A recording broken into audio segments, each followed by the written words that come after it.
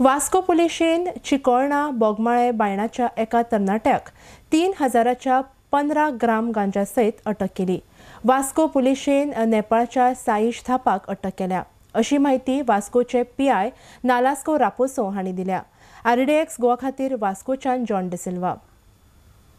Vasco police team led by PSI Vikas Dekar conducted a raid based on prior and specific information at Chipalna Junction, Bogmalo, and caught red-handed one Abu Sufyan Hayat, age 21 years, resident of near Safi Masjid, Baina, and found in his possession 15 grams ganja worth rupees 3,000.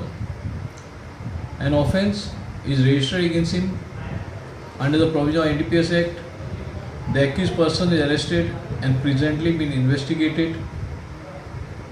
Further, during the course of interrogation, he has disclosed name of one Saish Thapa, a Nepali settled in Vasco.